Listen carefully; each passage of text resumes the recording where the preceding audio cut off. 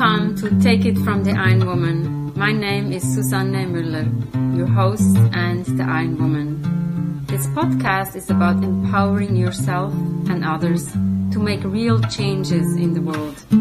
You will hear from everyday, smart, sophisticated, hip people like you and me. Not everybody has to be an Ironwoman to impress the world. Together, we will learn from the sports and business leaders how you can become a more successful person as an entrepreneur or a leader. It's one step at a time, one day at a time. Take your steps now. Take your big steps now. Join me on this journey to success.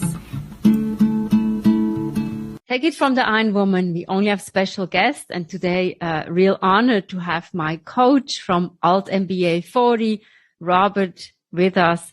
Robert, introduce yourself. Who's Robert who's going to join us today? My name is Robert Metcalf. With that lead in from the Alt MBA, I've been a coach in the Alt MBA since its inception. I've gotten to coach in Alt MBA 1, 2, 20, and 40. I have a running joke with headquarters that I'll do them every 20.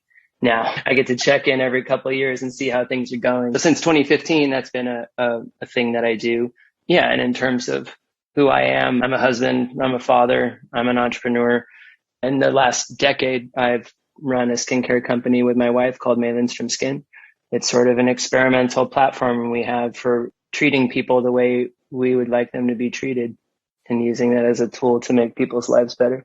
That's the job I am grateful to spend all of my time doing it's been big enough for it to be my main job for the last 6 years now. The back of house is Lindstrom Skin, if you will. When I met you, we talked about triathlons. And when I read your biography, you say you're a husband, a father, curious entrepreneur with diverse background in spanning aerospace, renewable energy, technology startup, and luxury skincare. To me, that sounds like a triathlete. And I was once involved in a program and we did some coaching among ourselves. We were some coaches there. And I said, I want to do this. And then there was this person who coached me and she says, yeah, we need to anchor you. And the minute I heard that, I was like, no. When I read your biography, it feels like you are on multiple playgrounds. What is your favorite? Yeah, I like to be in charge of what I'm anchored to. Right. Yeah. What is my favorite?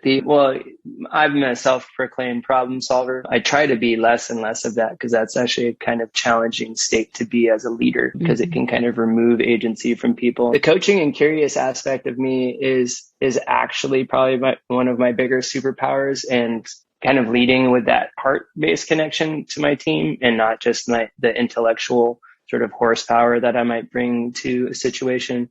That's the one that I'm most grateful for and lean on the most now. I would say that in my 30s, it was mostly brain.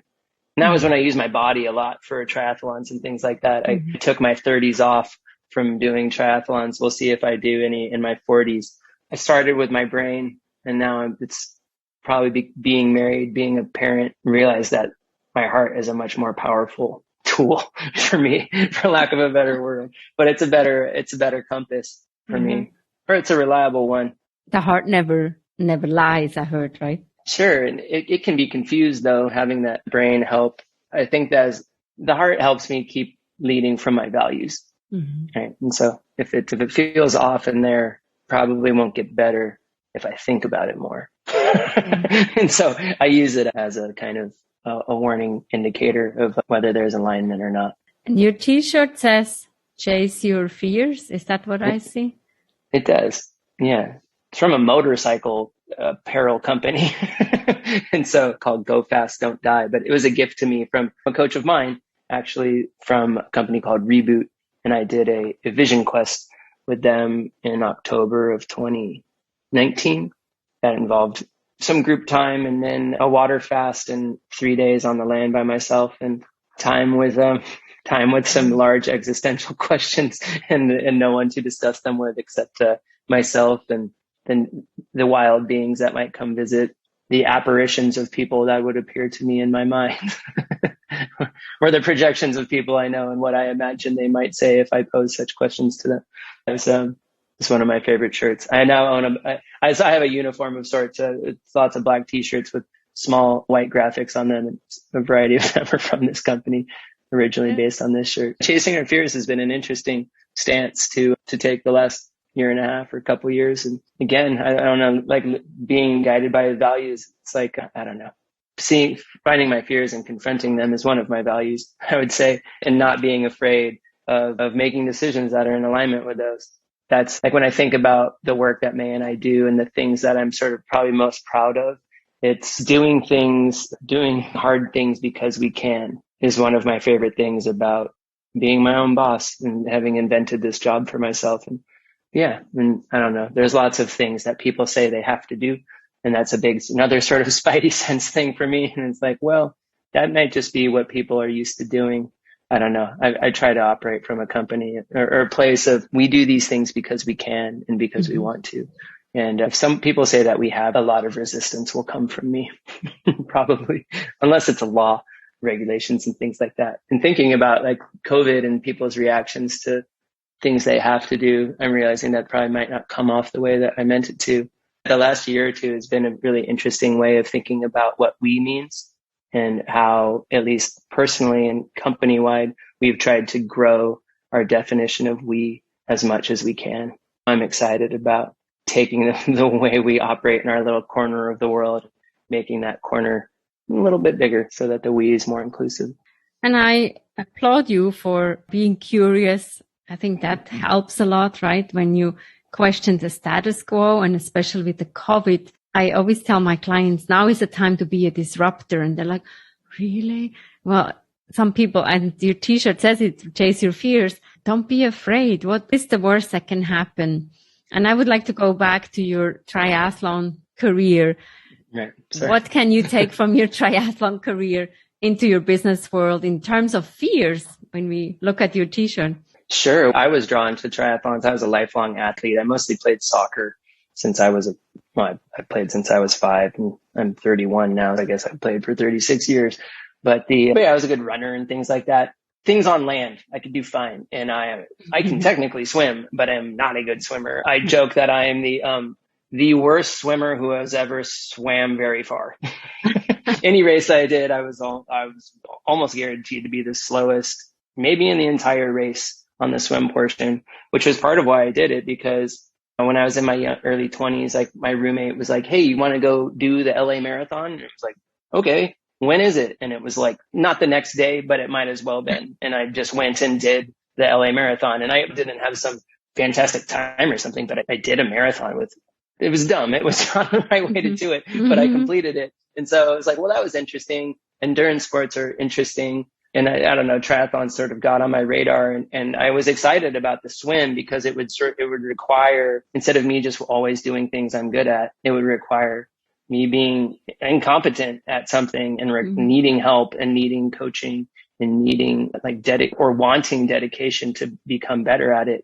And I definitely had a lot of self-criticism that I don't think that I got I completed again all these races. My skill did not improve to the degree I expected. I became much better at cycling and running. My triathlon career maxed out at half Ironman. I could do a 1.2 mile swim, but honestly, like the swim took so much out of me that it made me not very good at cycling or running anymore. It was mostly the practice of doing triathlons, of the engagement of the team that I trained with. I was a coach with Team in Training then, which was almost 20 years ago. That was a great way also to experience Los Angeles. It's a place that's so vast and often so fast that you can miss a lot of the beauty that's here. Traversing it on bicycle or on foot is much slower. And so you get to look around and see a lot of the sort of wildness and beauty here. The last race that I did, speaking of fear setting and the worst case scenario, I thought I was going to drown.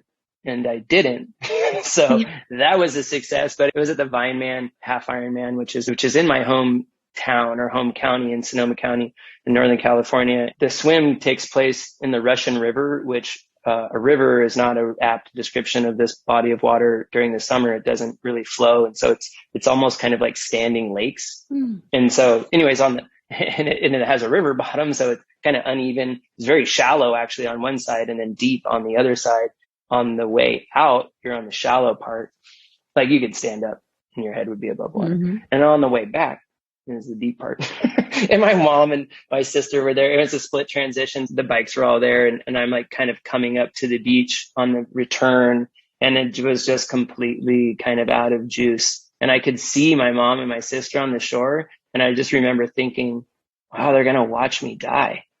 Like I'm going to drown right in front of my my mom and my sister. I just had run out of energy. There isn't some great resolution to that story other than that I got to a part that was shallow and stood back up and was like, oh, wow, great. The swim's done. And it was a split transition. They're already breaking down the bike racks and stuff. My bike was all by itself in an island of empty field because they already started taking down the gear. This story is mostly a story of foolishness and youth. I'd actually just gotten home from being in Bali for 10 days. And so I was still jet lagged. I should not have been doing this race in any circumstances. I started the bike and like my heart rate wouldn't go up. It was very strange. Like I was cycling at my normal speed, but my heart rate was, I don't know, 90 beats per minute on my heart rate monitor. This does not compute. Like my body does not want to be doing this. Yeah. And I remember looking at the grass on the side of the road and be like, I should just lay down and sleep. And so coming into the transition to the run, I thought I was going to quit because I had done half Ironman before. I didn't really have something to prove particularly. But then I looked at my time, and the other half Ironman I'd done was the Wildflower long course, which they don't do anymore, but it was a famously incredibly hard half Ironman. And even though my body was not working, I'd almost drowned and my body wanted to go to sleep. I was still pacing to be faster than my other half Ironman time. I was like, well, I could just walk half a marathon and I'd be faster than the last time I did this. I guess I'll keep going. Whatever, I had a personal best, but it was also my last triathlon. And it's that sense of the closeness to mortality that I felt and the strangeness of my body. I haven't had a big desire to go repeat. I've done a lot of century rides since then. I still kind of do the endurance sports thing, but I've removed the swimming aspect of it. For now, at least. You have to listen to one of my podcasts. I spoke to Shannon, and she is a marathon swimmer. I cannot wrap my head around that. And listening to your story, we might need some coaching for the swimming, right? She might be the best person. She has done a 10-mile swim, or she has been 18 hours swimming. I don't know how she can do that, but there are people who can do that. Maybe not you and I. Well, I can imagine the 18-hour swim. It's just if I did that, I would only go a mile. I wouldn't go 20 miles like she could.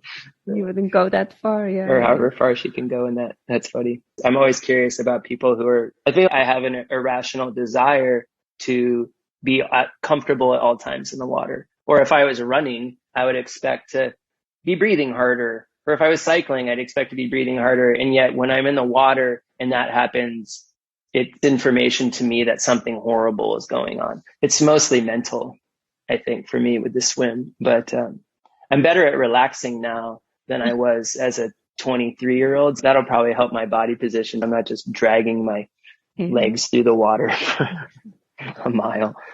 Thank you so much, Robert. This is exciting and thought-provoking and risk-taking and all of the above. So thank you so much. We finish here on a high note, and good luck with everything, and nice talking to you. Thanks so much. It's my pleasure. What are you taking away from this episode with Robert? A triathlete, an entrepreneur, a lot to learn from him. Take it from the Ironwoman. We have episodes every Monday, every Wednesday. Don't miss out. There's something for everybody. And Take It from the Ironwoman started out as a book with global business coaching with sports parallels. Download it, read it, reach out to me if you have further questions. Thank you so much for your support.